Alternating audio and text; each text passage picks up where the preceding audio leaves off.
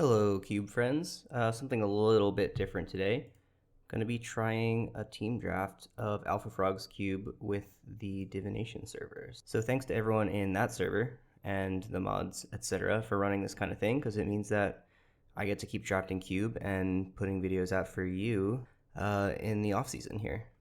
I've never actually drafted AlphaFrog's cube before. I've heard a lot of really good things about it, but you will be learning about it alongside me. I have never, I know it's a powered cube, but frankly, I don't know anything about what's in it or how it's different from, for example, LSV's cube or the Moto cube. So we're just gonna see as we go. All right, in pack one, got a couple of pretty serious power outliers here, honestly. The cards I'm looking at most are gonna be Fractured Identity, Orcish Bowmasters, and maybe Hex Drinker here. With definitely a shout out to Shouldred and Bonecrusher Giant.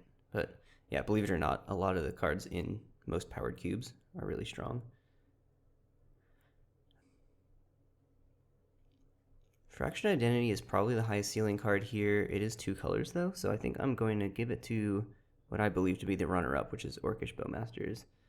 That one is going to just be in 1 color, so nice and open.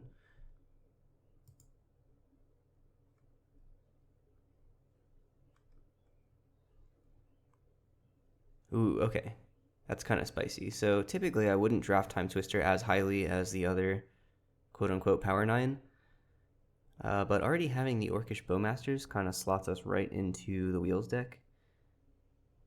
It's a shame that the Shieldred was already in our first pack, so we're not going to see that again, most likely. I mean, it could come back around, but I wouldn't be betting on it. So yeah, we're going to grab this Timetwister and try and wheel our opponents. That's the plan. Ooh, Grief. Okay, if we're going to be in black anyway, then, I mean, you know at this point how high I am on free interaction, and Grief is among the most powerful of the free interaction spells. So let's go ahead and draft that card.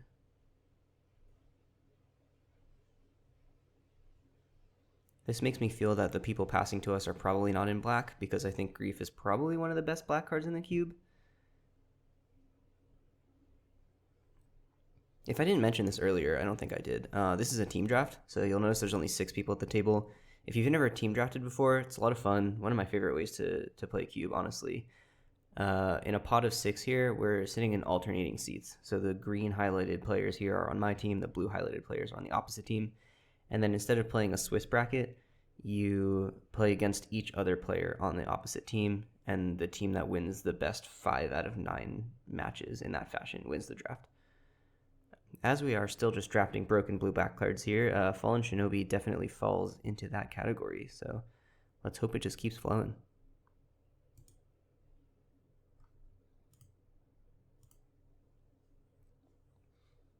Okay. This is a little bit of a crossroads here. So Stern Scolding is going to be the more controlling pick here. Brazen Borrower is a little more tempo-y.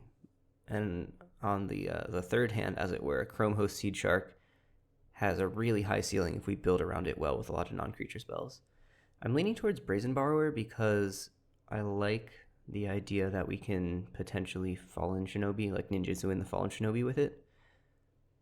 And Bowmasters and Grief are already pretty powerful interaction.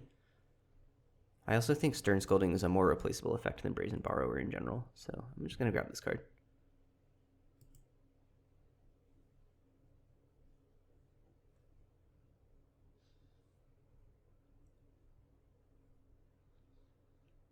Ooh, okay. Lazav, Wearer of Faces is a super interesting card. I haven't played a lot with it yet. But it is kind of like a weird reanimator spell in the sense that you can discard a big thing and then exile it and then turn Lazav into a copy of it. I think this is pretty cute. My next best pick here is like Lumbering Falls in case we want to move into red. We have been seeing red pretty open. I noticed the EI last pack. Didn't get to draft that one. So maybe the Thundering Falls is the pick.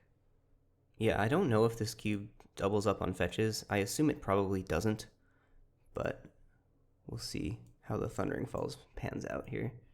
Fiery Islet also helps us splash red, and Bonecrusher Giant is another signal that red is probably pretty open. So let's keep drafting these red fixing lands and see if we can move ourselves into a Grixis deck.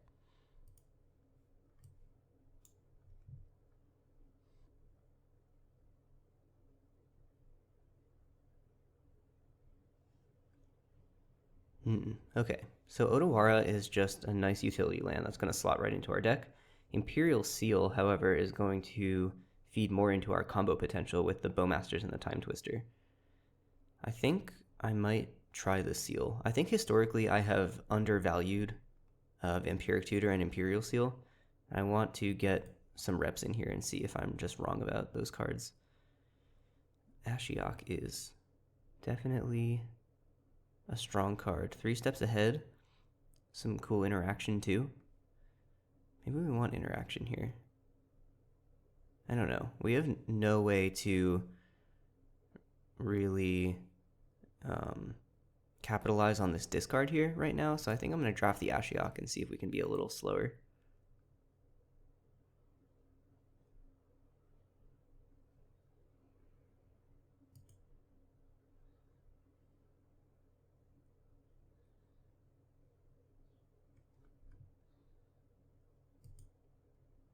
Guess we'll draft this just in case white ends up being kind of open. It looks like the red has totally dried up, unfortunately, but we did wheel the Stern Scolding, so once again, important interaction against the fast decks.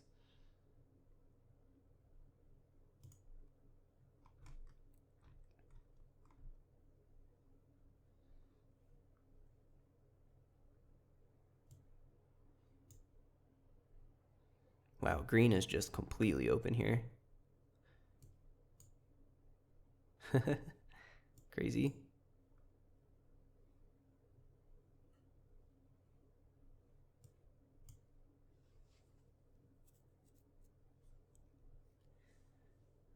All right, let's see. Again, no power. We do have an initiative card here in the form of Undermountain Adventurer. And we have also noticed that green is super open. We could ditch the red splash and try to splash for the Undermountain Adventurer. The thing is, I think the Misty Rainforest or the Genercent would be important for that splash, and I don't think we can wheel both of these cards. So I think the safe pick here is take the Misty, which goes with our existing game plan, and then if by some like crazy act of God the Undermountain Adventurer comes back, then we'll be potentially set up to try and cast that card. Okay, well, here's Oko. Green splash detected. I'm probably not going to be passing that card, and I'm pretty glad we have this Misty now, even if we don't need the Fiery Eyelid at this point. Oh, Verdant Catacombs as well. That's pretty late. So I think I am going to draft that card. I think the splash is powerful enough that I really want to be able to support it. 2 green fetches should get us somewhere. If we can find a Bayou or a Trop or really anything. A Shock or a Surveil will do it too.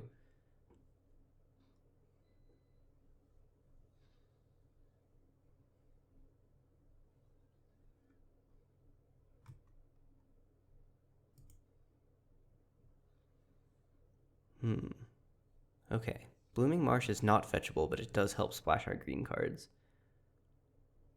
Elvish Spirit Guide also technically helps us splash our green cards. I think that's a little loose. The card is good, though. Concealing Curtains is just broadly quite playable. Forensic Gadgeteer is a combo piece here. I assume there's going to be a Basalt Monolith somewhere to pair that up with and make infinite mana. I think I am actually going to draft this Spirit Guide. I think I've kind of talked myself into it by way of joking. But it is kind of fixing, and it's also fast mana. Speaking of fast mana, big fan of Chrome Mox. Let's go ahead and draft that card. Maybe even play that in a land slot.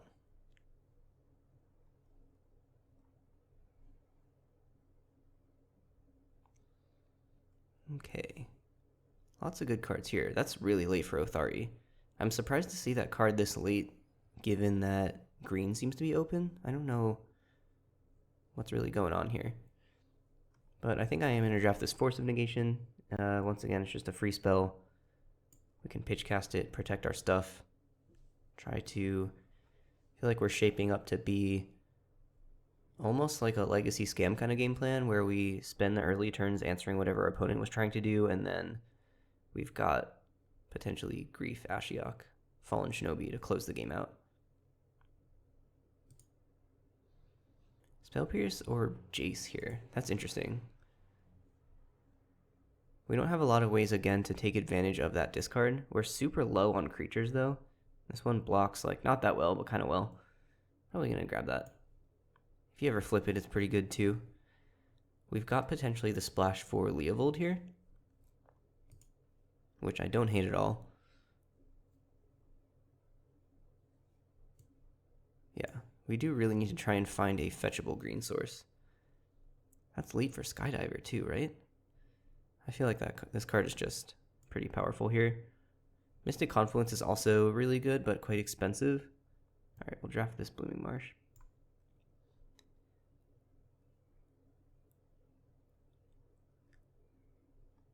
Our curve is creeping up a little bit, so I'm more interested in potentially early interaction, such as Vendilion Click or Fairy Mastermind. Click actually slows the opponent down in the form of hand attack, but Mastermind is one cheaper and can block a little better. I think it's going to be Click. Click has more power as well. I don't think we care about any of these cards. I'm going to draft the Seed of the Synod just in case. Seems like the card that's most likely to make our main deck out of these 4 cards. Wow. Can't believe how late this Renin 6 is going. I guess I'll grab this Krasis. I don't know if it's going to make the main deck here. It is just a crazy card on rate.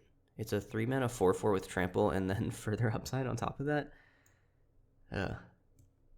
So, I mean, maybe it just makes the cut just by virtue of being an enormous body. Stonewalls aggro, stuff like that. Well, there's our fetchable green source, but it's not a black source or a blue source. So that's kind of sad. Virtue of Persistence is a card that offers us early interaction, but also gives kind of a late game plan. I think that this card could wheel, though. I don't think that people are that high on it.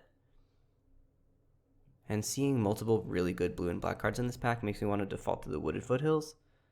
If we do, fingers crossed, find literally any fetchable source for all these fetch lands, that would be great.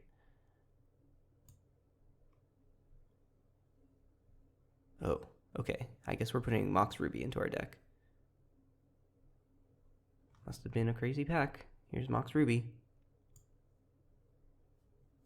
Sorry if the scrolling around is giving you nausea. I haven't recorded with Draftmancer before. I hope that I will get better at it as we go, but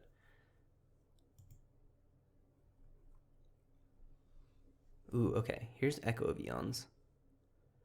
Another wheel potentially for our Bowmasters. I'm actually not totally sure that that's the pick here. We only have one. I guess we've got the Leovold as well. So we've got 2 payoffs for the wheels.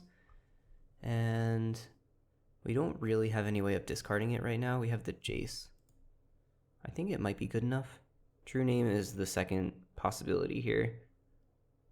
We also have an Imperial Seal for our Timetwister, so maybe True Name is just better. Like, we already have redundancy on the Timetwister. I don't want to put too many wheels in the deck. Baleful Strix is a really important pickup here. It does kind of look like we're going to whiff on those fetch lands. It's pretty unfortunate. Demonic Tutor. Demonic Tutor is kind of like a fetch land. Wow, DT and Himtatarok and Narset and Smirking Spelljacker all in the same pack here. I think we just have to draft Demonic Tutor. The card is so powerful. Demonic Tutor is also fixing, which is looking like it's going to be important here if we can't find Zagoth Triome or something. I don't think I've seen any Triomes yet in this draft, so it's possible they're just not in the cube. Ooh. This pack is a little bad for us. I think Collective Brutality is probably the best card here. It could also be Dark Ritual. We can ritual out, like, Grief. I don't know. And take the Brutality. Virtue did come back, as expected. And that's our last chance to have seen anything for all these fetch lands. So we might just... Let's see. Misty and Verdant can stay because they get basics, but the... I don't think we actually want the foothills anymore.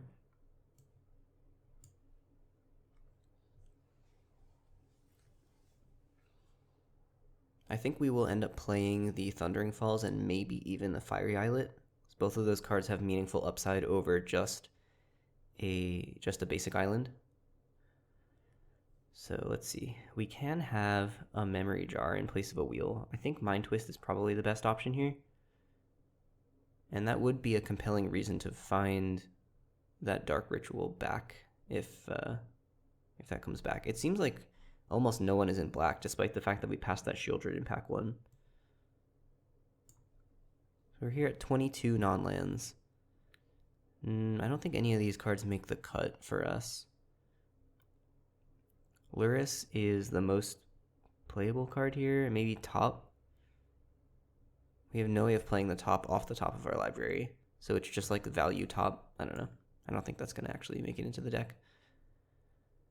Same goes for this pack. Lingering Souls, probably.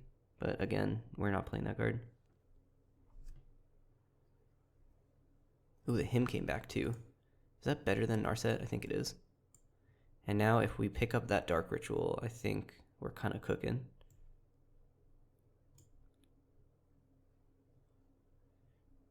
Ritual suddenly becomes a lot better with Hymn to Rock and Mind Twist in your deck, that's for sure.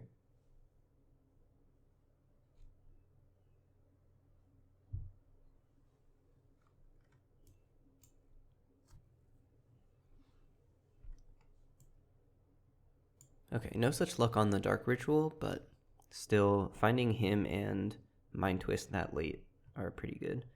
So this is exactly 23 spells if we're going to count the Elvish Spirit Guide as a spell, which I think we should. We're going to bring in the Thundering Falls, Fiery Islet, Mox Ruby, and Landslot, Blooming Marsh. Chromox can go in a land slot, and these two fetch lands, but I think probably not. Well, okay, so the Foothills actually gets blue and green if we put the Thundering Falls in our deck, so I think that's good enough. And then as far as basics, we definitely want at least one basic forest because of all of these fetch lands that have nothing to fetch. And then we might want to go up a black source. Let's see. Yeah, we have already more blue sources than black sources here, so I'm going to go up a swamp and down an island here. All right, looks good. All right, here's how the build ended up. 15 lands plus Chromox, Mox Ruby, and yeah, it's just kind of blue-black good stuff, featuring a couple of overpowered green cards. We'll see how it goes. All right, on the draw here in match 1. Taking a look at this hand, it does have Pitchcast Grief, and it does Demonic Tutor for whatever we want. So I'm thinking we just curve turn 2 Demonic Tutor into turn 3 Oko and hope that's good enough. Yeah, I think this is a keep. We even get to Surveil off of one of our fetches, so I'm going to go for it.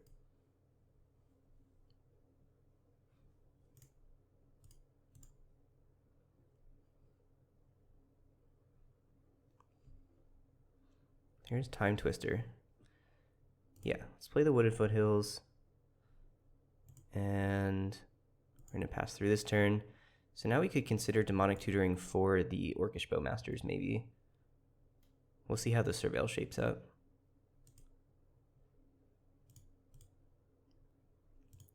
Grab the Falls. We're going to put this into my graveyard. And the draw for turn is Basic Swamp. Okay. So, yeah, I think we're going to go ahead and cast the Demonic Tutor, and we'll see. Black does read Hand Attack, but we'll be able to cast this next turn off of our Basic Swamp. Or, sorry, Basic Forest.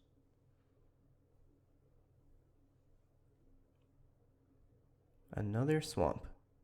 I guess we figured out who ended up with the Shieldred.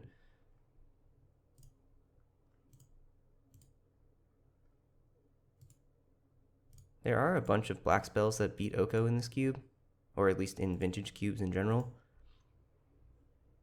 But we'll see what happens.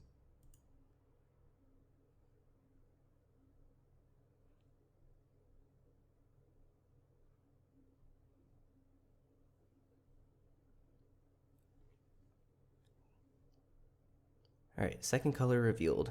Okay, so they're probably Reanimator here. That could be really good or it could be really bad. Like if they make an Archon right here, we lose the Oko and then we have to deal with an Archon somehow. But if they make something besides an Archon, we've got Elk your thing. Like Triplicate Titan, for example.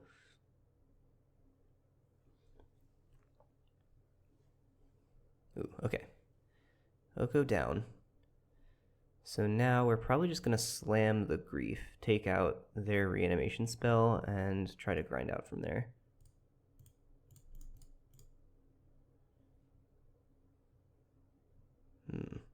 Okay, no reanimation spell here.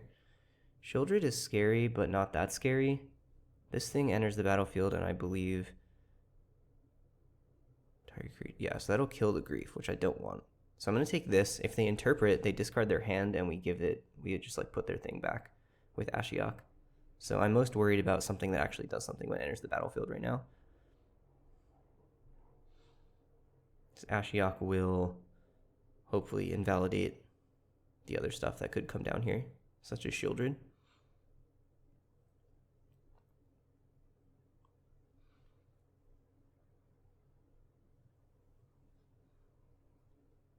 Okay, there she is. And this is going to be, yeah, I think I can just safely always yield to that. Do I want to Misty for my source? To thin my lands? Probably. We're going to grab a basic island. We are going to cast this Ashiok. Put that Shieldred right back where it came from. I want to see what they exile here. Spirebluff Canal is gone, so they have 2 cards in hand. We know them to be Shieldred, Carnage Interpreter. And then we're going to get in for 3. Feeling pretty good holding up this Force of Negation as well. We should be protected from most types of reanimation spells. I think we're pretty far ahead this game right now. Okay. So we cannot bounce the Shieldred again. Does this gain me life on these things? Oh no, exiles. Yeah, okay. So I think I am going to see what we draw off of Baleful Strix first.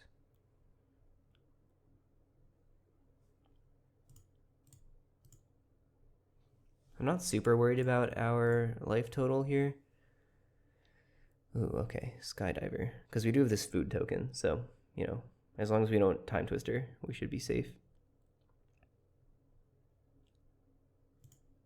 Gonna make a 2/3 here, and play our land for turn in case we want to hard cast the Force of Negation. And then from here we will just get right in.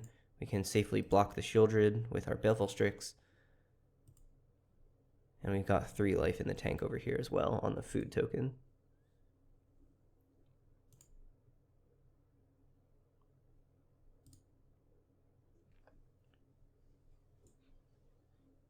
Here comes the Interpreter, I imagine. Maybe not.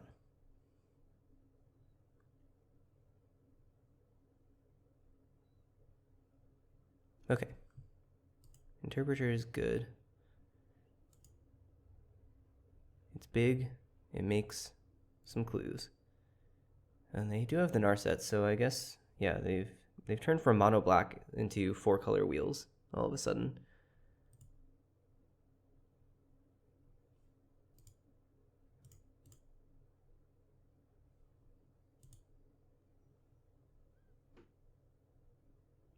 Okay, so now I can actually permanently deal with the Shieldred by recoiling it with the Ashiok. And I think that's a pretty good line here.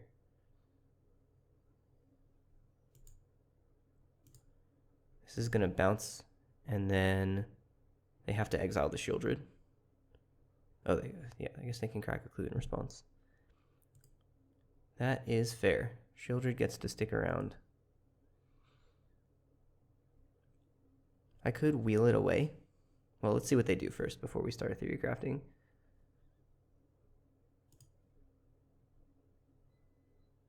They're probably not going to pitch the pitch the Shieldred.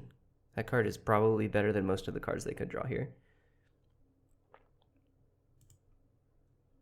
But let's take a look. Okay, they didn't want the Shieldred. That's interesting.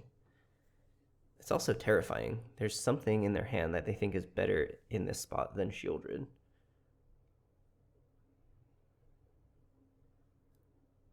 So that leaves me to main options, which are hold up the Force of Negation if I think the thing is scary but a non-creature spell, or try to Timetwister it away and hope that my 7 cards beat their 7 cards. I think I'm going to stick with the try to deal with their thing with Force of Negation, which is going to lead me to probably Skydiver a clue. Let's go to combat first.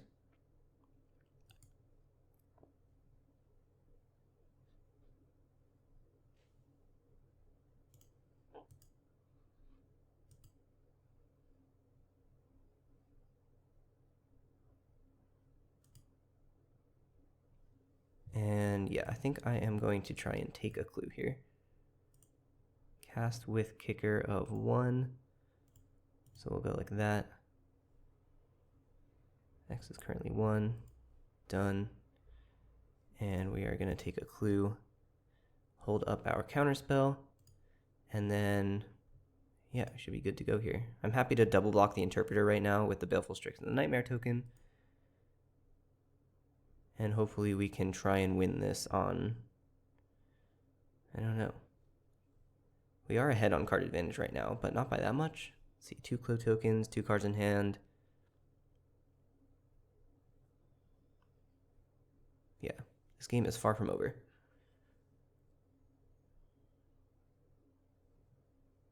This could be a flashback. Yeah, okay, that's totally fine.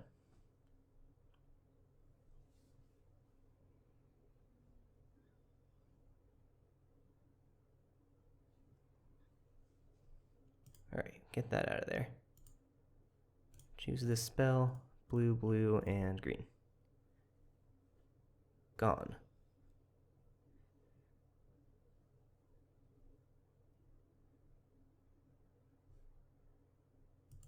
Okay. Happy to double block here.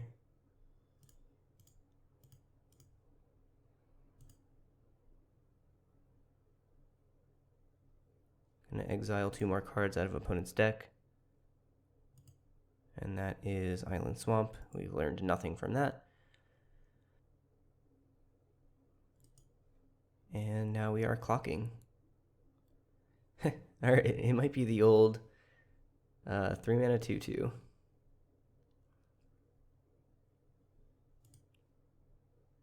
I don't think I want to cast the Timetwister here.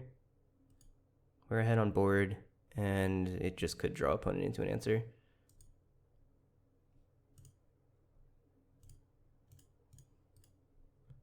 Here's the guide. I'm gonna chill on the Chrome Mox, because we could still draw the Bowmasters, which would be lethal here with the Timetwister. So there's no reason to just like commit extra mana just because the Timetwister is bad now. Doesn't mean it'll be bad later. Something big.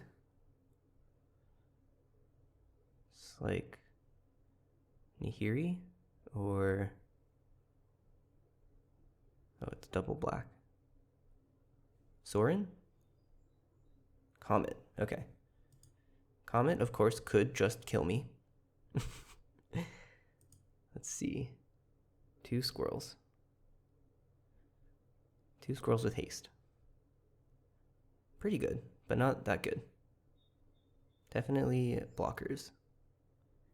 You get a clue. And I assume you do not want to attack with your squirrels. And end step, I will draw a card. Brutality, okay. So, let's see. I can kill a squirrel, drain them for 2 down to 5, and then that's just lethal. Okay, sounds good. Let's cast this. We are going to -2/-2 and drain for 2. I'm going to target this creature, this opponent, and pay 1 and a black, and then discard this Chromox. And that should be dead.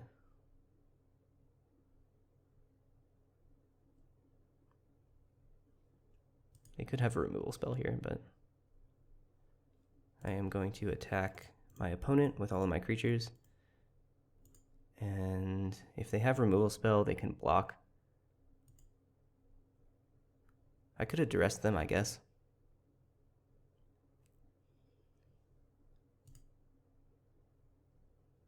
Okay. So, 4-color Shieldred Wheels kind of thing. Reanimator plus Comet. This is like a Reanimator Wheels deck that found Comet and wants to splash it, which is totally fair because that card is broken. That being said, I don't think there's a lot I really want to bring in against this deck.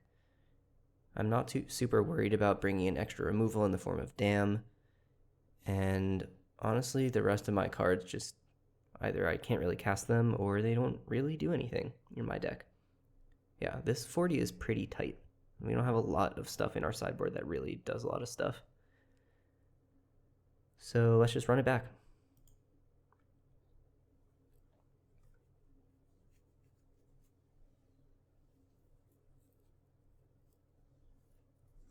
Okay, this is a 3-lander. It's got True Name, and I can cast the True Name.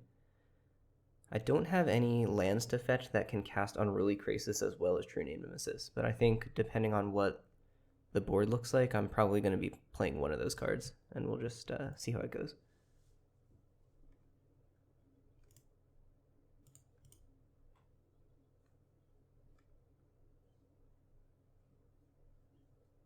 Another Swamp. Not exactly what I wanted to see, but we're going to play it and we'll see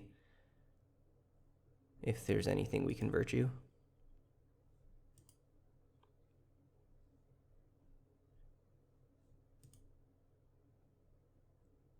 All right. Wooded Foothills is a green source for our Krasis. It's also a blue source for our True Name. So this is cool. We can play this now, and we can decide what's better after our opponent's turn.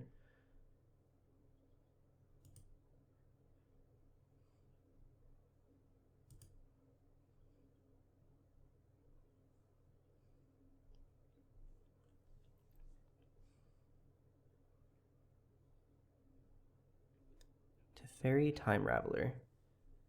Okay, so that makes me want to play True Name Nemesis because obviously Teferi can just bounce the Krasis and waste my whole turn. Okay, that's fine. So I'm going to crack this. I am going to Surveil 1. And then next turn, Island and... Ooh, okay, Leovold seems good against this opponent as well. And put that on top. That will be good in the long term against Teferi. But in the short term, I want to play this True Name Nemesis.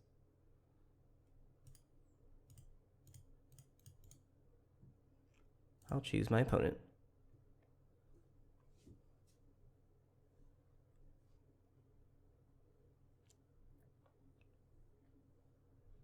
Okay, here's a Frantic Search.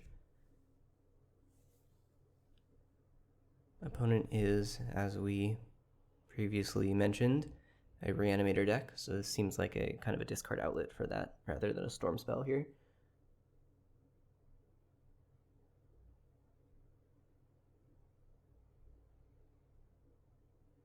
Bonecrusher Mountain. Okay. A little weird. Seems like maybe they're stumbling, but we'll see. Bonecrusher is also just really bad against True Name Nemesis, so there's that. What do we got here? Shieldred is back, perhaps?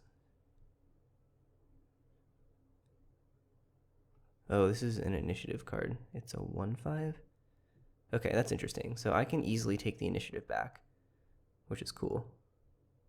And then if I play the Leovold, it's pretty hard for my opponent to catch back up on card advantage if they end up wanting to bounce it with Teferi.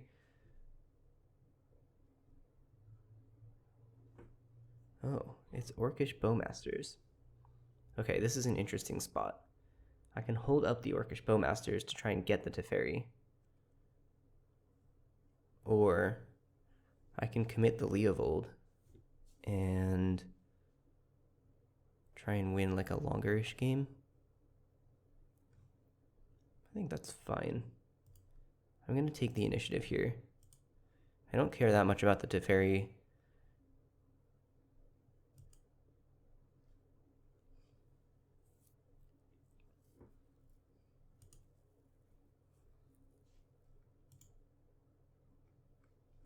Yeah, I don't know. I don't know which triggers are what I'm supposed to yield to.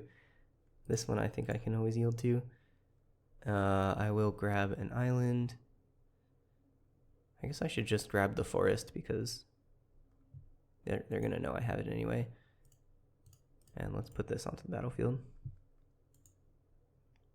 So they can bounce and take the initiative back, but that's going to cause me to draw a card. And it's easy for me to take the initiative back with my true name. I think in terms of the long game here, I think we're ahead. But they always could just put a huge monster onto the battlefield. I don't know if there's a flash in this cube. I know they have the triplicate titan, but we could be facing down 3/3/3s right here.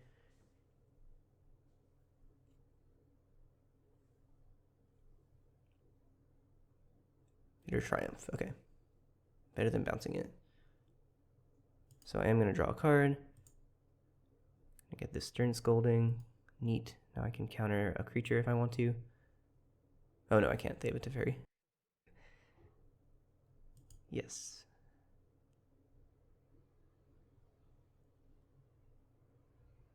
Necromancy, targeting Triplicate Titan, I assume? Oh, this doesn't target on the stack. But yeah, it resolves.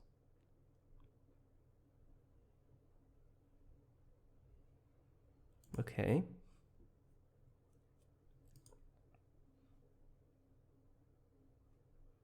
They do get the initiative back. I have to figure out how I'm going to race this 9/9, basically. I can put the counters on my unblockable creature, which is definitely relevant. And I can gain a little bit of life with Virtue of Persistence. I just don't have a good target for it yet.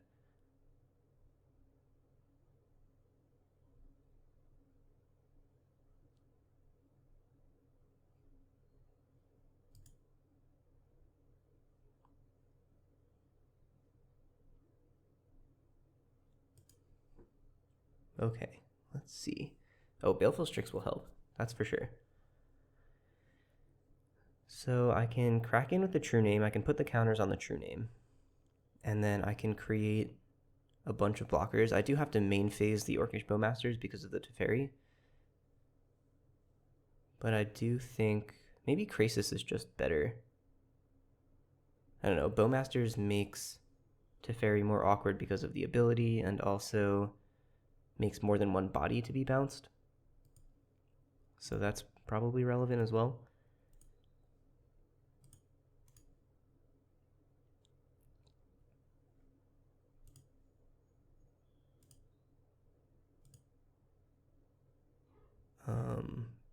There are exits to the southwest and southeast.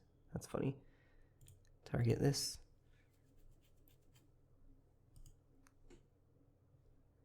And second main phase is going to be Baleful Strix.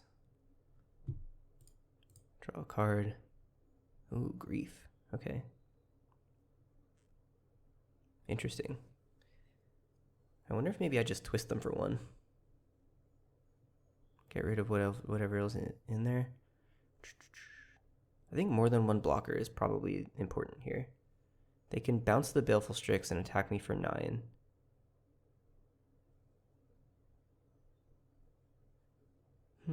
Super interesting.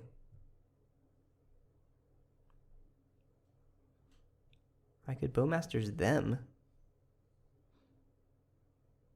If I play the Krasis, I can block the Battle Rager. This is an interesting spot. I think I might want to pitch cast the Grief because I don't think the Grief is going to really become relevant throughout this game. And I feel similarly about the Mind Twist. Like the resources are just too small here.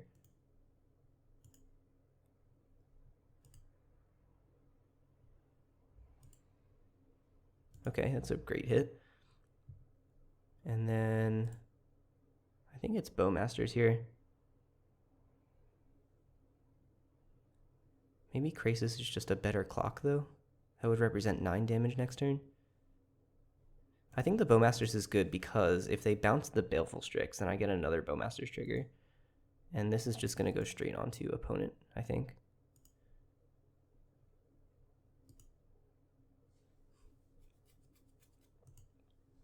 So they can get the attack in by bouncing the Strix, but then I get to grow my thing. And deal another damage to their face. This is an interesting game here. They chose not to bounce anything. That's interesting. So I definitely want to block like this.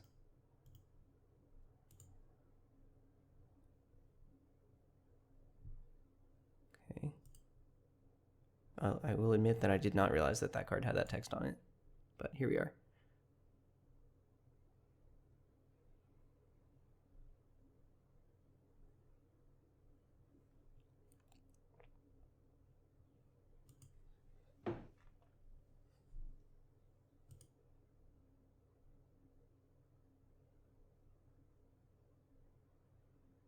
Oh yeah, that literally just kills me. Okay.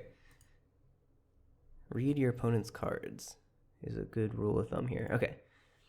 On to game 3 here. Once again, I mean, Dam is maybe fine against something like an initiative creature, but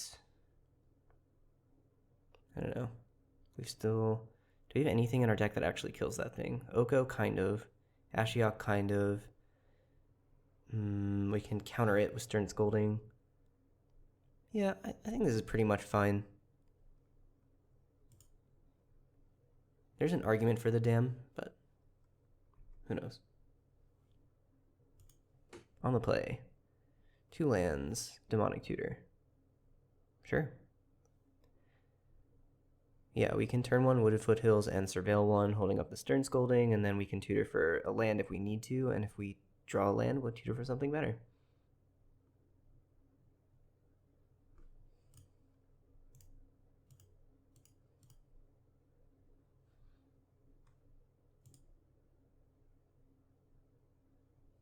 Colonnade, alright.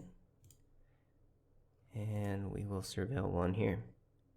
Bowmasters can go on top for sure.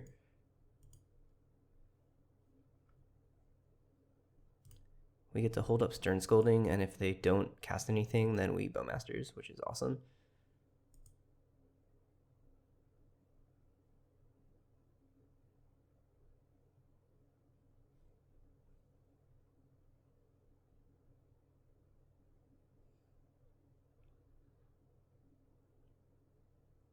Oh, geez, that's kind of brutal.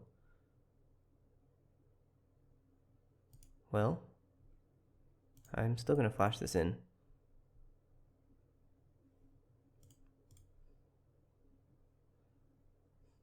Simian Spirit Guide. So, let's see, they can bounce. No, they're just not going to do that. That's fine. Here is Forest. So we have a couple options here. We can Demonic Tutor, holding up the Stern Scolding. The Stern Scolding doesn't really do anything here. We could Demonic Tutor for...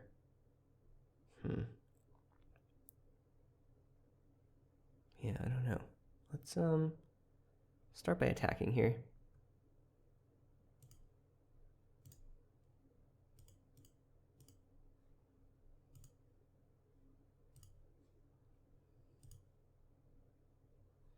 I think we're just going to tutor for Oko again. We could also tutor for Swamp and cast Grief. But I think it's Oko. Where did he go? Here he is. We still have not seen hand attack out of this opponent, I believe.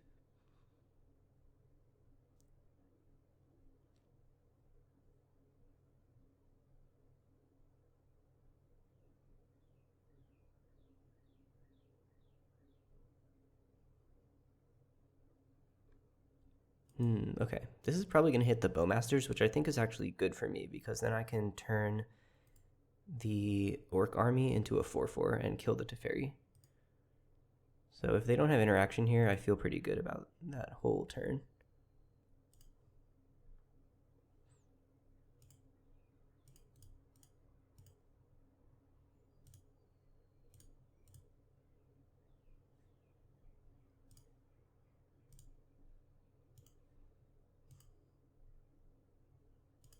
Okay, neat.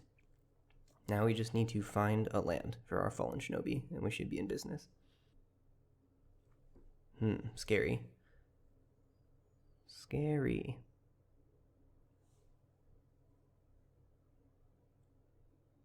Well, we can start off by attacking, I think.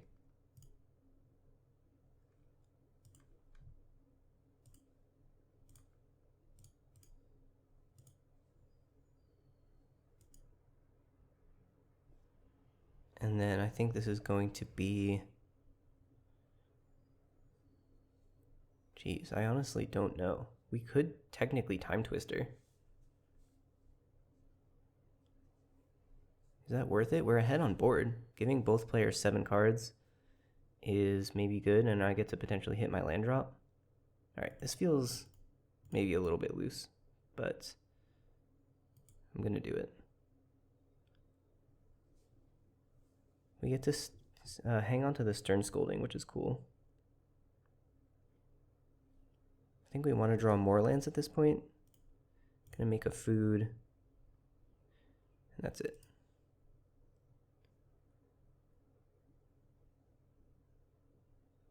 They have flash stuff. Okay, that's fine.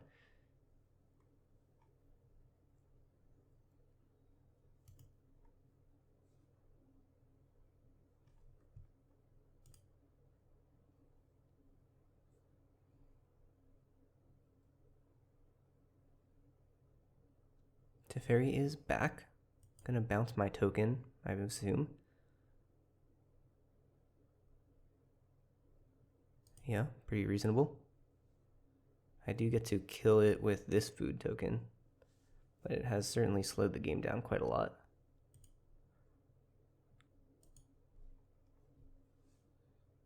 Unruly Krasis. Pretty good.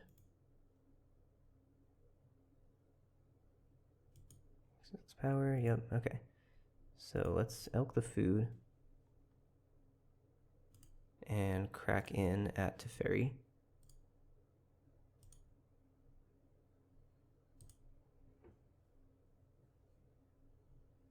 Oh, we could have Shinobi there, but this doesn't actually trigger when you hit a Planeswalker, so I think what we want is True Name and then hold up Stern Scolding, despite the fact that this still keeps us yet another turn away from him to Turok, but it is what it is.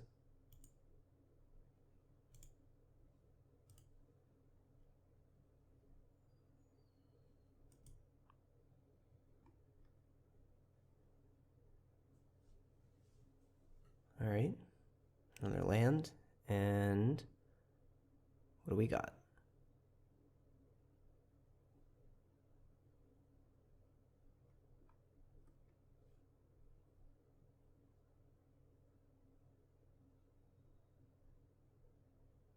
Bone Crusher Giant. Oh, just casting the creature half. Okay, yeah. Cannot Stern Scold that. Sternly Scold the Giant. The Giant is just not interested in being scolded.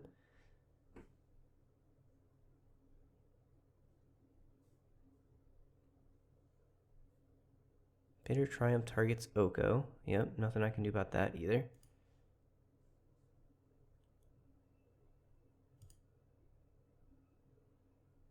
And I am going to crack this now.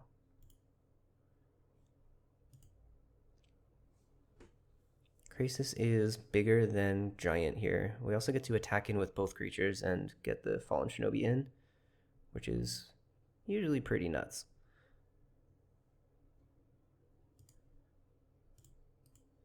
I wonder if they're going to block the food. I hope they don't, because I'd prefer to bounce that, I think, than the True Name. Just because it costs so much mana to recommit the True Name.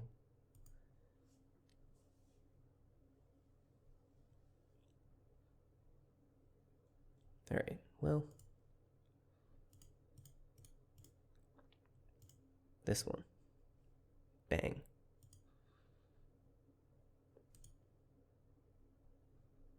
That's a pretty good one.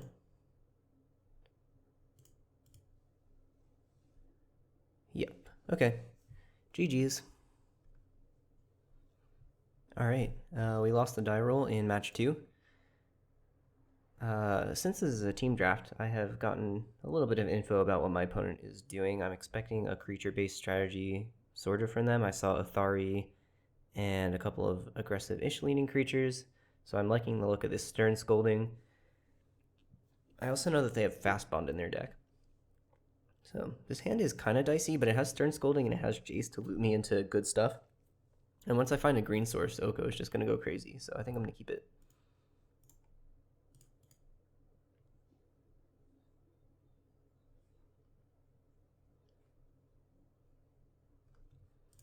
Fiery Islet and hold up my counter magic. I'm going to point this at any 2-drop, I think. Except for that one. Seems like if Renin 6 were a creature, it would have 2 or less power or toughness, right?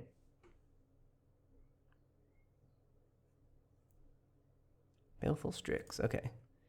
That's kind of funny. It does just immediately die to Renin 6, but I don't know.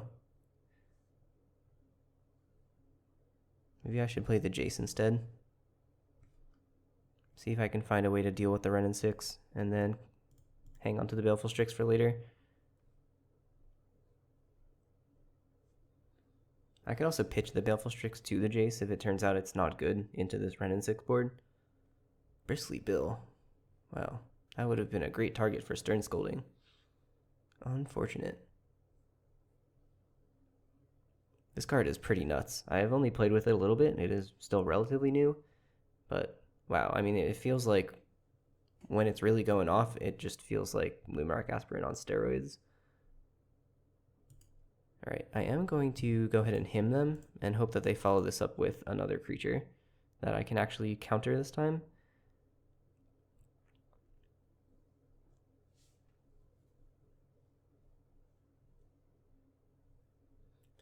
Yeah, okay, those are good ones.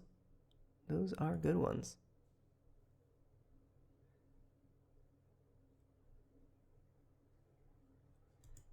I'm gonna go with no attacks with Jace here. Dismember my Jace. Okay, I am gonna activate that in response. And this card is not really gonna help us against Bill. Neither is Oko for that matter. Jeez. I would feel much more comfortable about my position if they had cast the Bristly Bill first, that's for sure.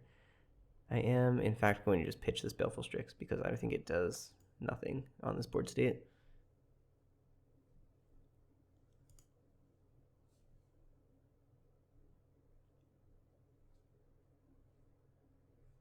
Okay. They can just buy it back, play it, and crack in for 4 without even putting a spell onto the stack. Unfortunate for my counter magic. I don't know how I'm going to beat this card, honestly. If I elk it, it just gets bigger. A blue source would help, then I could block it. No, more swamps. Okay. Let's see. Can I shrink it with Collective Brutality and then go back and Stern Scolding it? Is that allowed? I actually can't really cast any of the cards in my hand. This is pretty bad.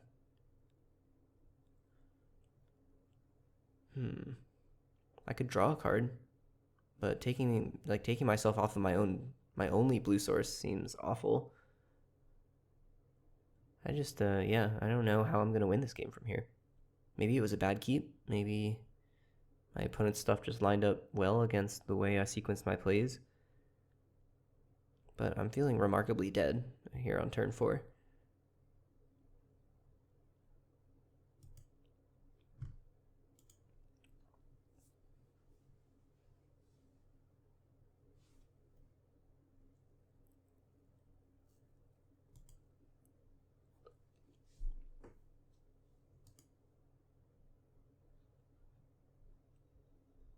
Alright, opponent. Another land. Another damage. Put me to 10. And I might honestly just have to crack the Fiery Islet if they don't give me anything to Stern Scolding here. I mean, I don't know. That's not actually drawing me to anything meaningful because it's not going to help me cast any of my spells. Even if I do draw a green source or a second blue source, it just doesn't matter because I don't have the Fiery Islet anymore. So that's not a super meaningful thing to do. And next turn is going to be the Ren and 6 ult. So I could counter this, but what are my outs there? And then I'm showing that I have Stern Scolding. I think I'm actually just supposed to concede here. Jeez, brutal. Okay. High impact creatures are a reason to bring Dam in, that's for sure. And that's honestly about it. The rest of my sideboard is not very good. So the bad cards here are gonna be maybe like Imperial Seal. If opponent's just gonna play mid-rangey creatures, I can't really 2-for-1 myself. I mean, I can 2-for-1 myself. Timetwister is also kind of bad when my opponent is usually going to be ahead on board.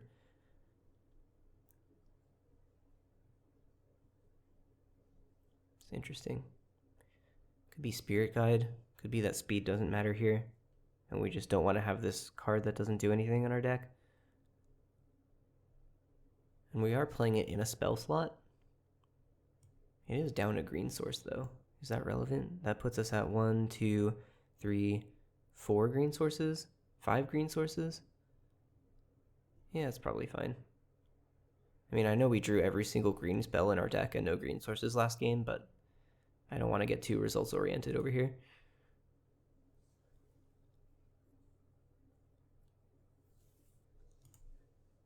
Alright, gonna take the play, gonna draw no lands, and gonna mulligan.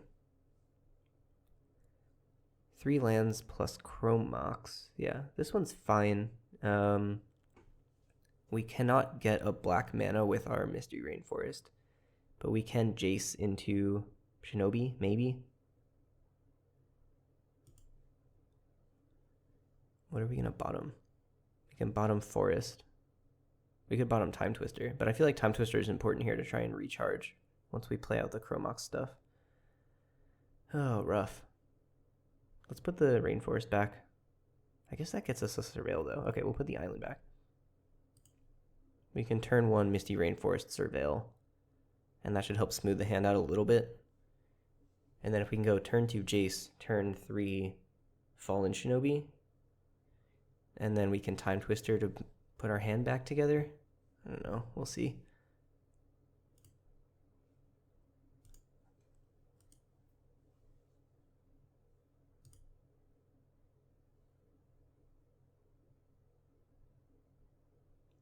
That's bad.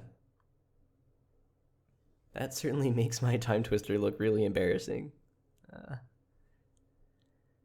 Oh, okay.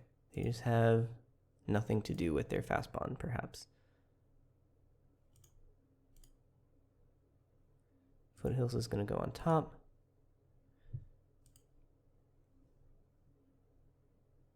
And again, we can't get black mana with this thing.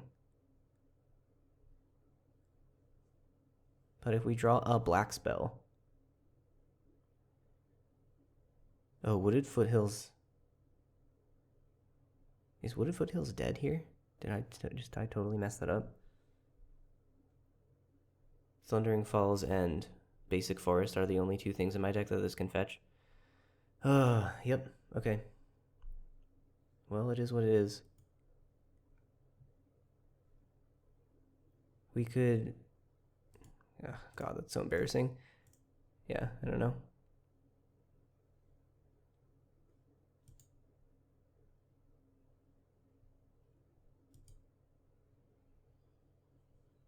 If we draw...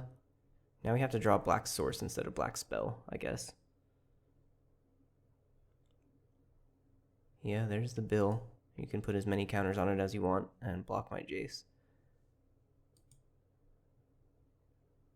God. It hurts so much more when you're recording. Now all of you are going to get to see what an idiot I am. But it happens. On the flip side, going back and watching these things has been really informative, which is really cool.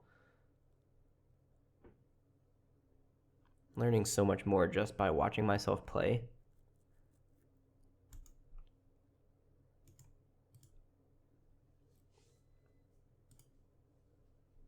All right. Pretty good opponent. Turn 2, 5/5 with 5 lands on the battlefield. Not too shabby. But I have this Wooded Foothills that doesn't fetch anything. Fear me. Yeah, okay. I don't know what I'm supposed to do here. Probably not just tilt play the Wooded Foothills, but you know.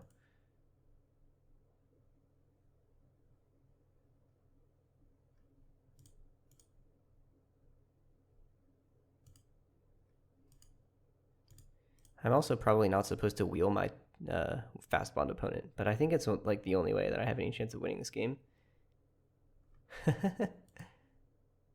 Yeah, sure, you can have 8 cards, that's fine.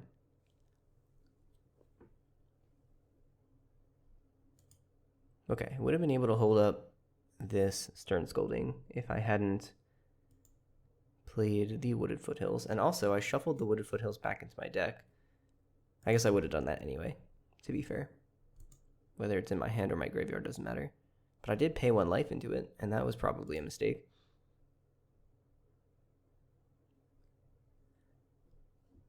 In case it's not clear I'm being facetious, it is obviously a mistake to play a Wooded Foothills that you know can't fetch anything. Ooh, yeah. Alright, let's draw a card. Skydiver doesn't do anything here. It does pitch to Force of Negation, though. So let's get rid of this island.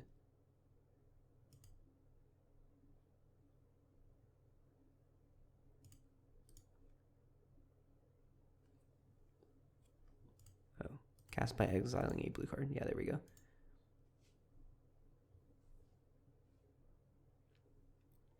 I would put my chances of winning this game at practically 0, I think.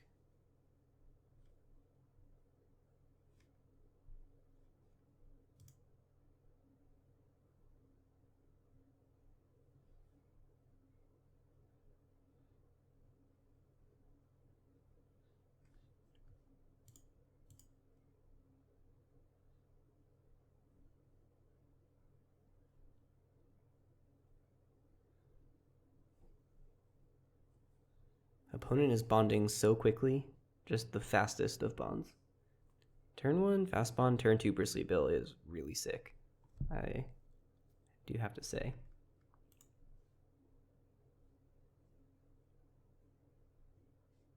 I'll take 10 down to 8. And then, what else you got with your 5 cards in hand and 6 mana? Oh, and also, by the way, Karakas, that can bounce my Jace. You know.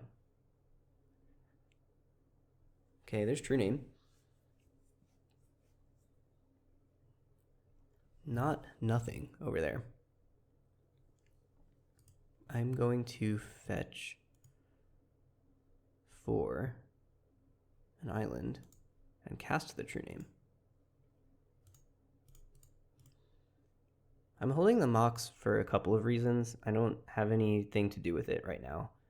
I might want to discard it to Jace, and also, again, since this is a team draft, I didn't show the Mox to my opponent in match 1, so not showing it to my match 2 opponent also has some value there. Just then my match 3 opponent won't know that I have a Mox in my deck. Okay, that is plenty for me. Good games. All right. Headed into match 3 here. The only thing I know about this deck so far is that it has Gut in it. So that is definitely scary. Okay. We got 4 lands. We got 2 bomb 3 drops and a Demonic Tutor. So that feels pretty good to me. I'm going to keep this. Okay, opponent mulligan to 5. So I'm going to play something that grabs my Thundering Falls and say go.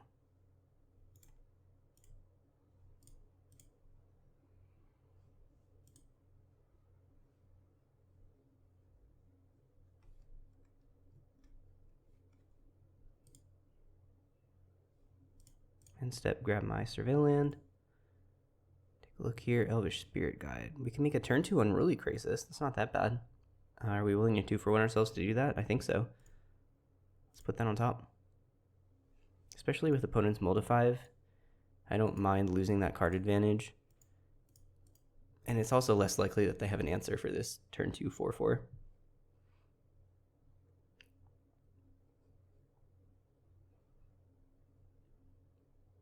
Okay, Magda. Liking that. So let's see. Assuming worst case scenario and they have a Gut, I think we can just attack in. We can Demonic Tutor for an answer the following turn. Yeah, let's keep racing here. I think that's totally fine.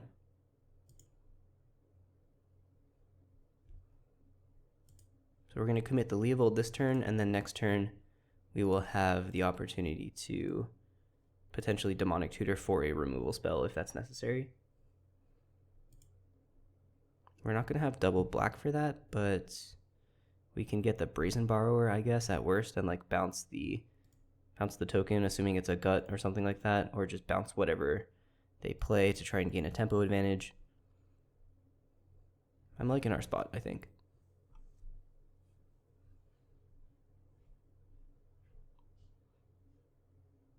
Chain Lightning. They get a treasure, I get a card. Okay, no problem.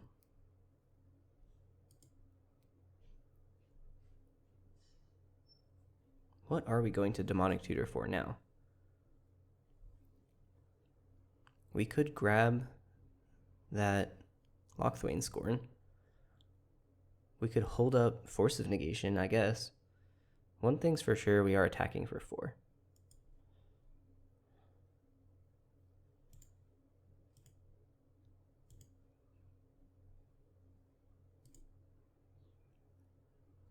So we can hold up Counter Magic for a non-creature spell, or we can go digging for a removal spell. Let's wait on the Demonic Tutor because we don't know what we want to do with it yet. And then if they do like Stone Cold Nothing, we can just tutor for Oko or something like that.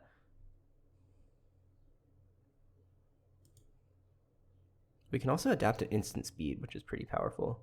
If we want to just hold up Force of Negation again next turn and then put the counters,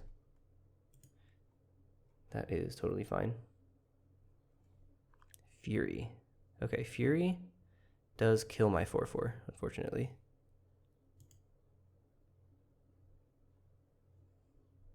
Right, this is adapt for 5. Yeah. So this is a good opportunity to go grab that Lochthwain Sworn and kill the Fury, gain a little bit of life back, and present like a dangerous clock in the form of Virtue of Persistence.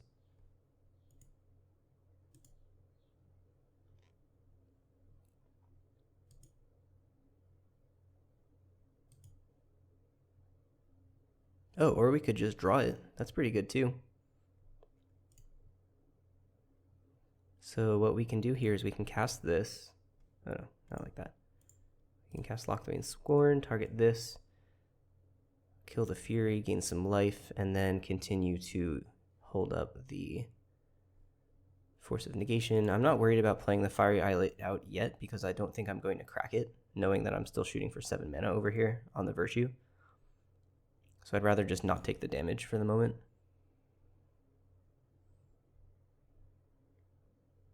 If I didn't have a 7-drop to immediately try to hit, I would probably have played out the Fiery Islet and then cracked it instead if I didn't need to cast my spell, just to get that card advantage.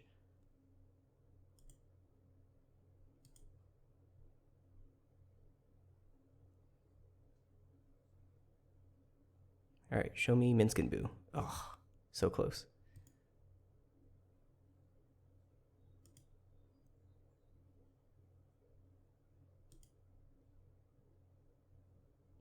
Okay, that's our 7th land.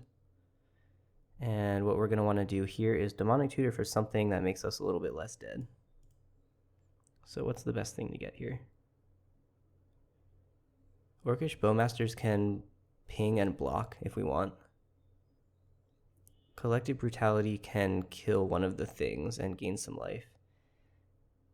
We can't actually cast the Ashiok this turn, so that's no good. We could True-Name Nemesis. But let's see, flipping the Huntmaster would be really bad for me. So I think it's going to be probably Orcish Bowmasters.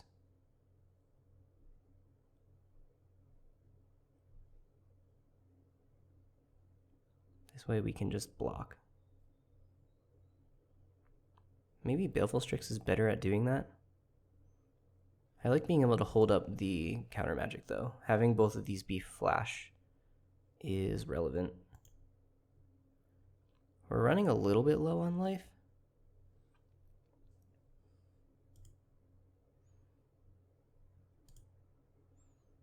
It's like so Virtue of Persistence triggers in your upkeep, which means you have to wait an entire turn before it actually does anything. So if we put ourselves dead on board, that's pretty bad. I might even chump block with the Orcish Bowmasters to try and avoid that.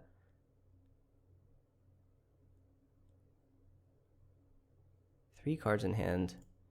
I'm leaving myself, I'm tapping myself out of Force of Negation here. But it is what it is. We're gonna block like this.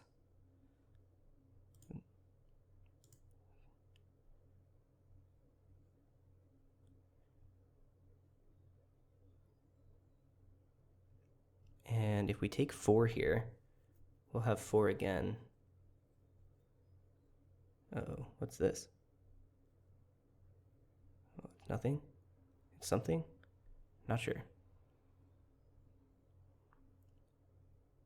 Ooh, okay.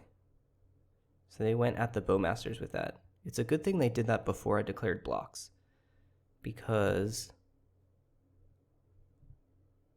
now I can still trade with, like if they had waited for me to block, then they could have killed the blocker, saved their creature, and that would have been, oh, okay, they just had it anyway. So I'm going to take down to 6, or sorry, I'm going to take 6 down to 8.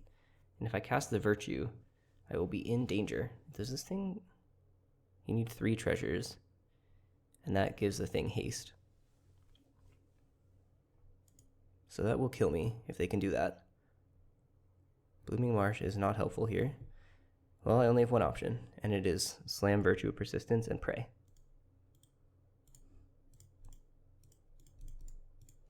If they can target me with literally anything, then I will die. They're going to have me at 1 regardless. So it's going to be dicey even if they do have absolutely nothing. But if they have Stone Cold anything, I am probably just dead to the Flying Scorpion Dragon or whatever this is. Yeah. Ooh, okay, that doesn't target me. So if I go to 1 and I buy back the Fury, I kill 2 of their creatures. Yeah, okay. Nothing. They could still pump something. Okay, I'm at 1. Not dead yet. Okay, so Fury is going to be the thing to buy back here. Unless I want a Trumpeting Carnosaur, but I think that's actually way worse.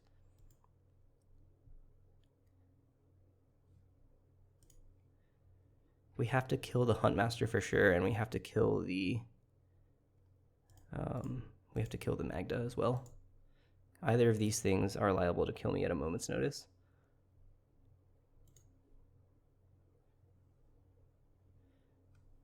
Okay, now I need to draw something that does something as well. Timetwister does something. I don't think I can afford to give them that many cards back, though. Let me think. So if I shuffle back and I draw 7, I don't have very much hard removal. I can make more blockers. Or I could draw the 1 card. I am just dead on board here, though. I think I need to Timetwister. Force of Negation does not stop me from dying here. Boy. I think I want to tap, definitely want to tap like this. If I tap my forest, I cannot cast Oko or Elvish Spirit Guide. No, Elvish Spirit Guide's in my exile zone. That doesn't matter. I think it's probably statistically correct to tap the forest. Maybe not. Maybe not. I really don't know. What am I getting punished by if I'm missing double black? Hymn to Turok, which doesn't really matter here. Okay, Baleful Strix is great. Orcish Bowmasters is really good too. I can't cast the Bowmasters and the Grief. I could pitch cast the Grief. I'm not casting the Imperial Seal here. Alright, let's start with that.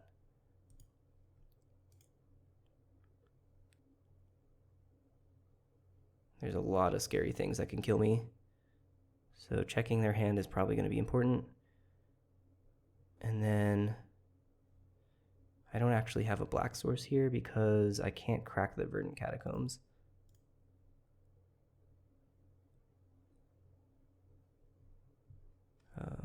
Okay.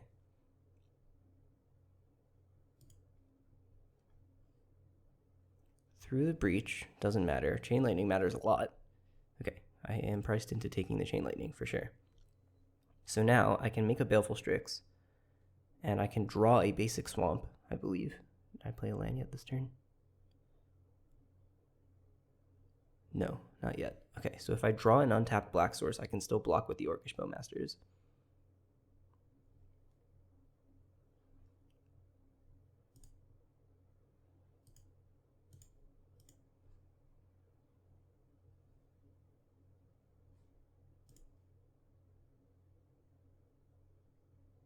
Fallen Shinobi.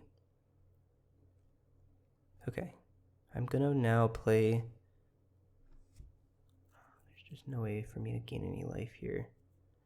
So playing these cards out doesn't matter. Okay. Alright, I am not dead according to exactly what my opponent has, but there are a lot of things they could draw that just kill me.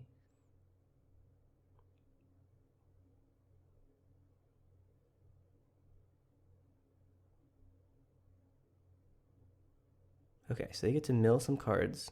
What? Put 2 cards. Okay, they've chosen the 3-mana mode, just the first mode. Dracosaur has flying and first strike, but not haste, importantly. Oh boy, this is a dicey game. I think I'm going to draw off my Fiery Islet because, I mean, not right now, but I can't tap it, so I might as well turn it into a card. So Dracosaur comes down, I imagine. Oh, they're going to through the breach the Dracosaur in. That's great news for me. I'm going to draw a card.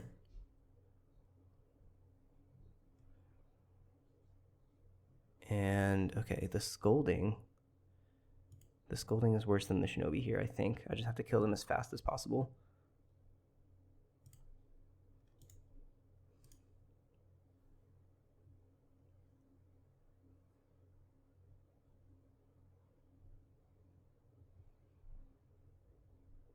They have something? I only saw the currency converter out of them, I think. Cast into the fire. Yeah, I'm dead to that. Oh, unfortunate.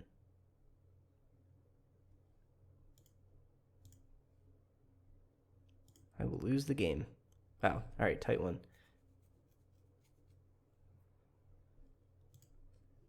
Okay, opponent is red, green, kind of cheaty stuff. We saw the Smuggler's Surprise, we saw the Through the Breach. So they're kind of mid-range GD sneak attack sort of kind of thing. What does that mean for me? I saw one artifact I would care about smashing with Shieldbreaker. I don't think that's worth ruining my mana base for. I think Dam is good against this opponent for sure. And I, once again, kind of feel like Elvish Spirit Guide is not that good against this opponent. We are sort of trying to grind it out here. And that looks roughly correct. Okay, let's give this a shot.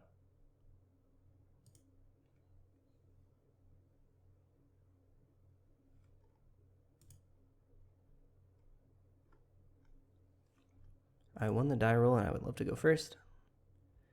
This hand is fine. We can go turn 2 Bowmasters, turn 3 Krasis.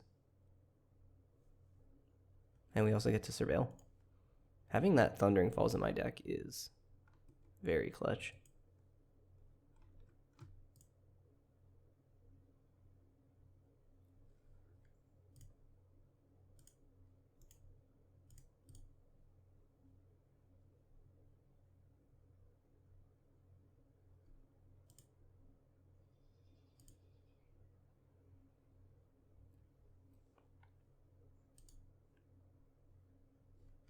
End step, let's Surveil. Thundering Falls and a Swamp into the bin. Don't need that. Okay, okay. Still no green source, but it is what it is. Could have fetched the basic forest with our Misty Rainforest, I suppose. Maybe that would have been better than surveilling. Unsure.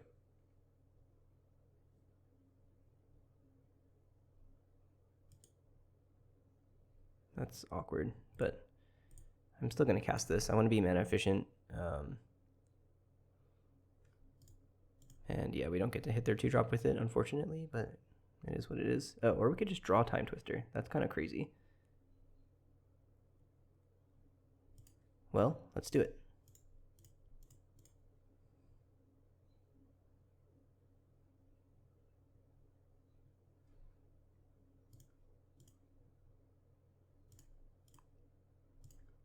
I'm going to put all of these on my opponent. I have no other reasonable targets for those.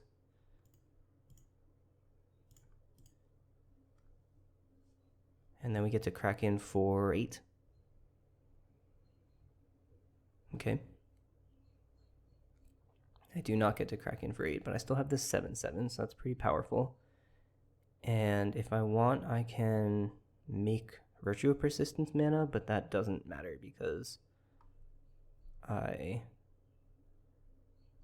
have no targets for it. So what I'm going to do is wait with my fast mana and then Mind Twist them next turn is the plan. And hopefully Mind Twist plus 7/7 is enough to get us there.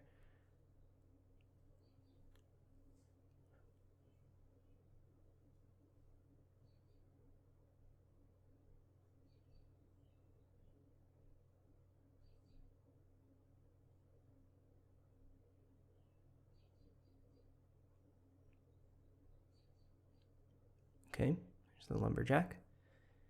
And we are going to have to Mind Twist for X's 3 here, which will cost us 4 mana. We have access to 6 mana this turn, so we can even kill the Scavenging Ooze.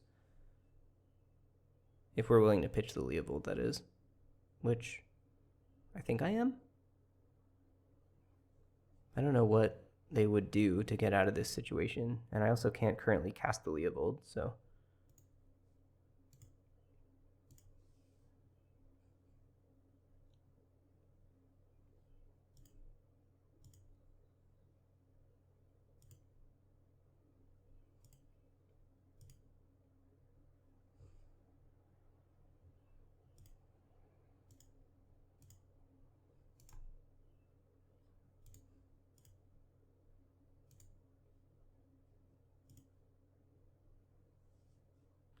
Get rid of those, and get rid of this.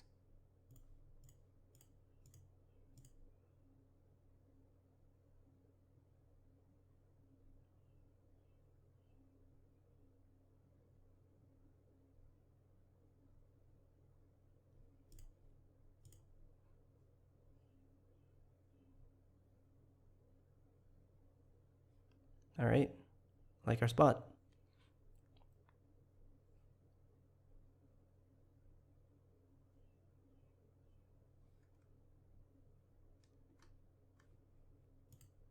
All right, looks like we're gonna see a game 3 here. I don't think I saw any reason to swap my sideboard plan. We saw an Orcish Lumberjack that time, and also some Grave Hate. Yeah, I don't know. Seems fine.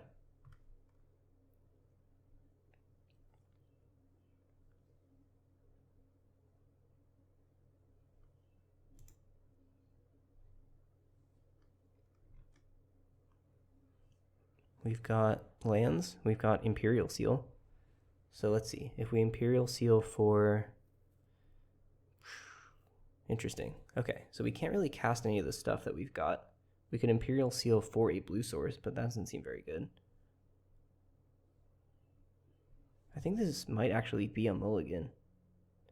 Could that possibly be true? What if we Imperial Seal for Orcish Bowmasters, and then we try to 1-for-1 them with Dam and Bowmasters until we get our feet under us? That might be fine. We also have a Surveil in our pocket if we want it with the Wooded Foothills.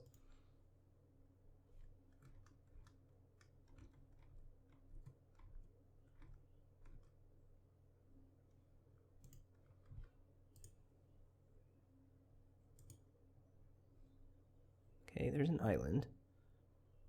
So that lets us click on turn 3, which makes me want to find something broken to do on turn 2. Yeah, let's seal.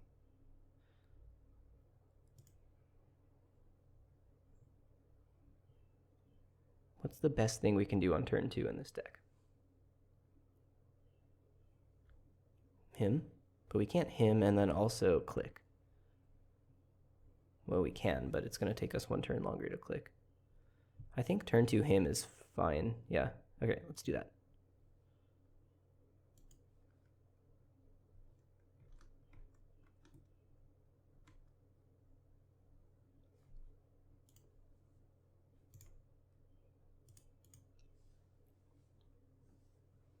For cycling an Ent, that's good for us. And nothing. Okay, cool. Let's give them the business. Mountain Huntmaster. Alright, could be worse, could be better. Ooh, okay. We actually hit their land. That's really good.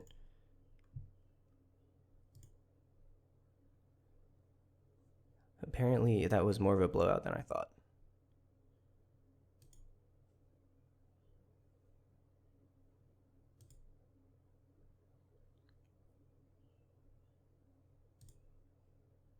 Oh, they just have nothing?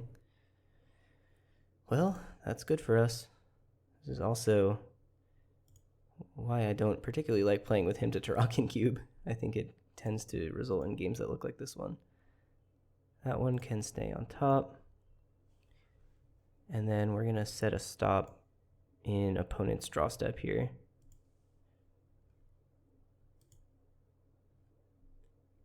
And we're going to click them.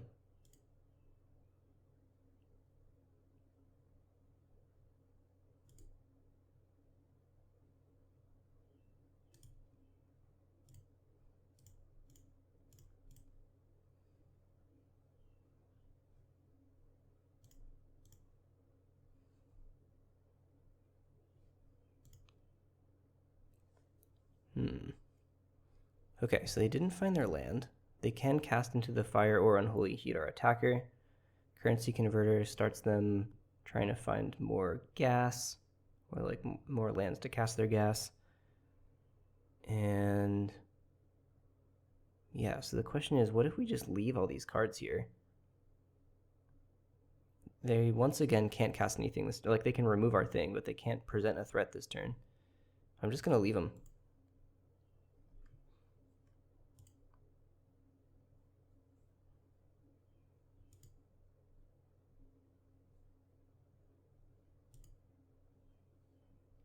I can also get rid of this draw step stop. Stern Scolding is going to counter Gut or something if it ever comes down. So let's play our land and crack in for 3. I'm sure we'll eat Unholy Heat here, and that's totally fine because we have more where that came from. And eventually we're going to be able to put this Virtue onto the battlefield, and that should win us the game.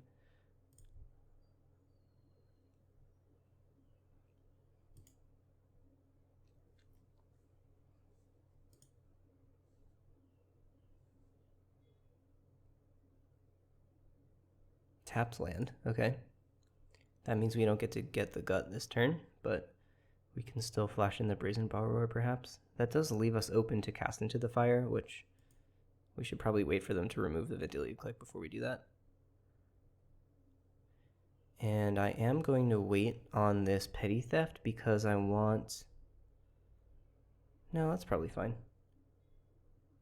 I'm going to Petty Theft them now. I was going to try to like wait for them to put cards under it in exile and blow them out. But I don't know. I think they're so far behind on tempo here that I can just, if I can make them cast it again, then that's kind of a big deal.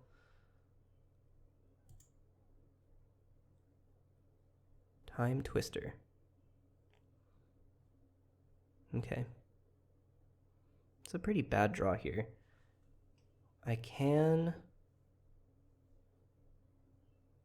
Yeah, there's no way for me to get the Virtue into the Adventure Zone. And then Timetwister.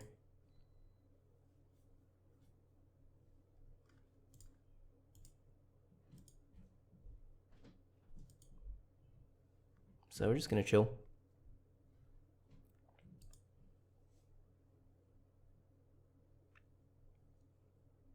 Here comes Cast into the Fire. Okay, that's totally fine.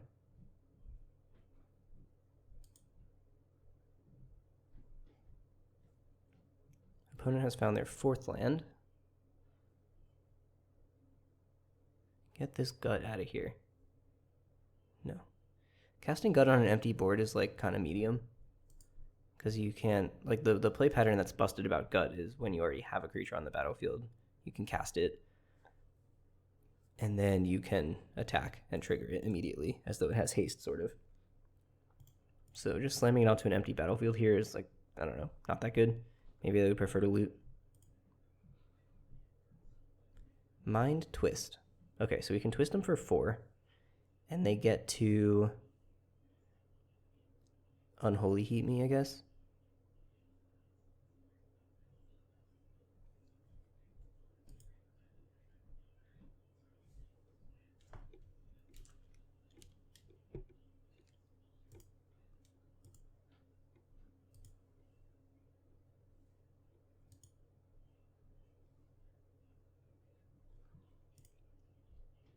Yeah, okay, that's probably fine.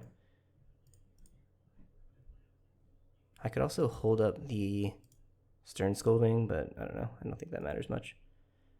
They can also bet on their gut being better than my Brazen Borrower, I guess. But... Ooh, okay, yeah. But now they lose the Unholy Heat.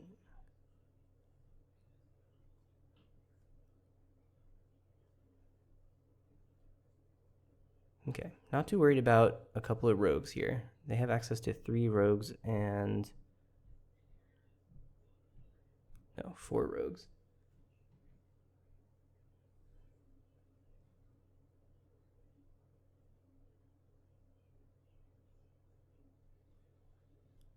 We've got removal for 2 of the rogues, and then we have Virtue of Persistence, so I'm not too worried about this. The dragon is maybe scary. We'll see. Flying Trample, attacks, makes a treasure token. Yeah, what did they actually... Top 2... Oh, they're face down. Okay, never mind. I don't get to see what they are. They got my Fiery Islet. And then I have a face down card in exile. Yeah, okay.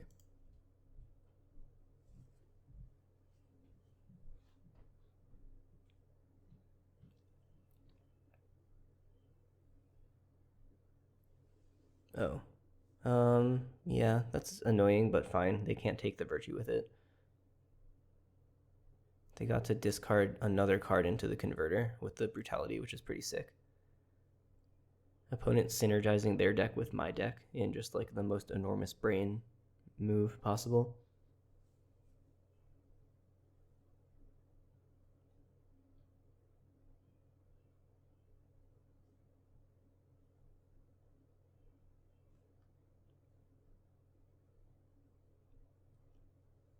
Okay, they get a card back.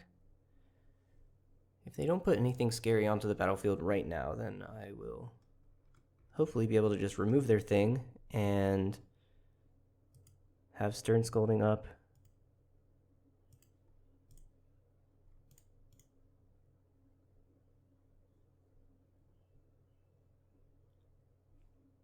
And then maybe make a Virtue. We'll see. So this thing is a 4/4, cannot Stern Scolding that. But it does still die to damn.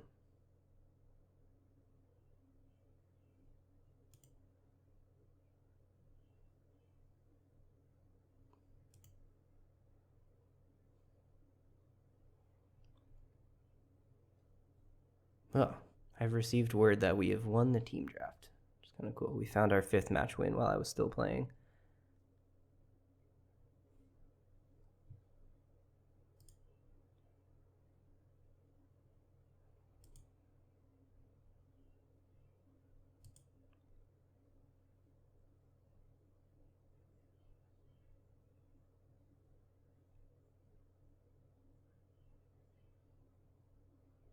Okay, so here's the dragon. I don't think this is enough of a clock that if I draw the land, I'm not just going to slam the thing. Slam the Virtue. I could take a turn off to kill the dragon, but I think the longer I take... I at some point have to waste an entire turn casting this do-nothing enchantment. And I think the earlier I do that, the better.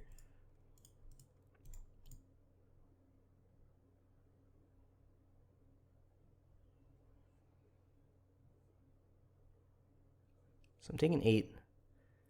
I can make, let's see, what am I going to be making? Generous Ent probably, gain some life, or Huntmaster for 2 blockers. There's Seasoned Pyromancer.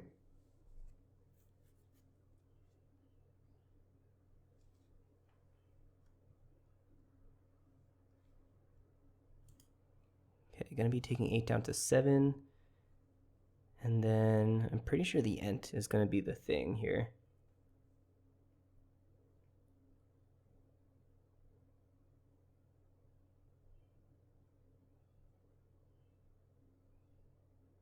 Mawlock, no targets. Interesting. Okay, they want to put me dead on board. So this is gonna hit this just because this blocks everything. It gains me some life. And then I've got removal spell for their biggest creature, which is gonna be probably the dragon.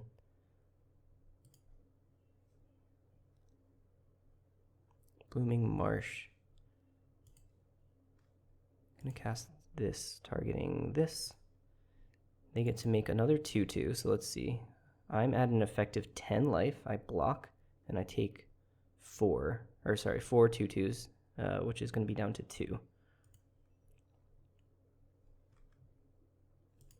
We might stabilize here. We also might not stabilize here. We shall see. Alright, got another rogue. Block the Mawlock. Gonna take 8.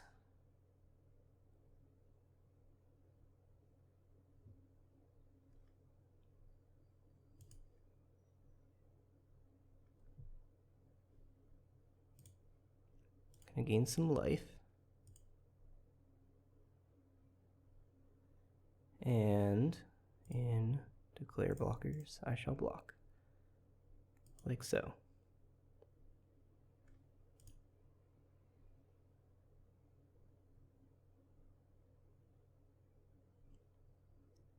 Chain Lightning. Oh, okay. Orcish Lumberjack. Gonna just counter that.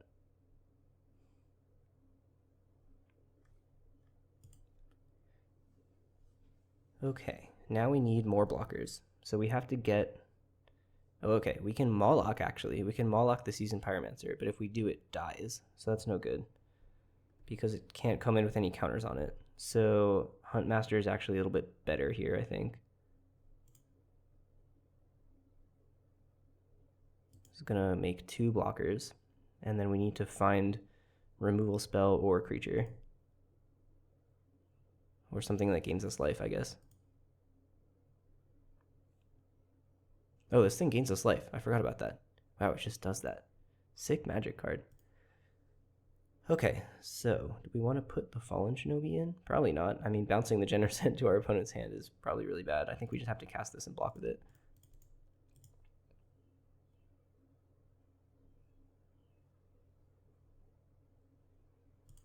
Alright, we might have gotten over the hump here. They get to make another rogue, so they're going to have 5 2/2s. We have 4 blockers, and we have 4 life. Yeah.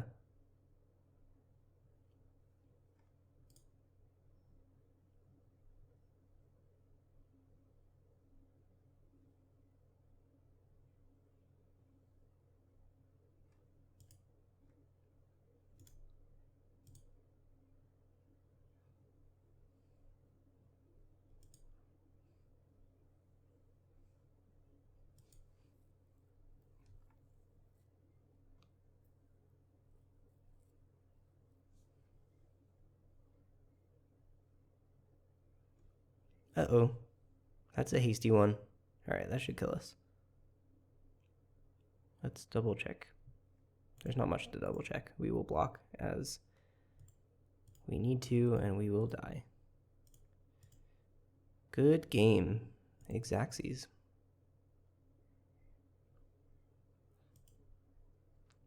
Alright. Yeah, that's that. So thanks again to the Divination for being a space where I can do this kind of thing, and I'm hoping to bring more cubes, more different cubes. Obviously, we can just draft whatever we want on this server, so glad to dip my toes into a new vintage cube I've never seen before, and hopefully we will branch out even further in the future. Alright, so let's take a peek at the deck real quick before we close out.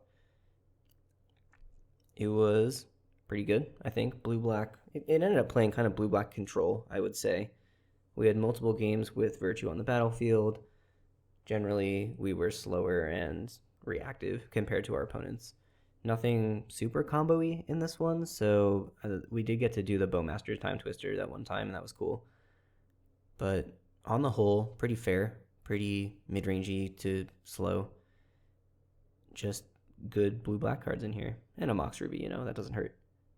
Yeah, I think my favorite cards to play with, the most fun cards that I thought I had in this deck, were certainly Virtue, which you may know is one of my favorite cube cards. And Fallen Shinobi is also pretty fun. It probably doesn't feel quite as fun from the other side. I don't play with or against this card very much. It's definitely exciting to hit your opponent and do some crazy stuff, like we hit that one Vaultborn Tyrant in one match.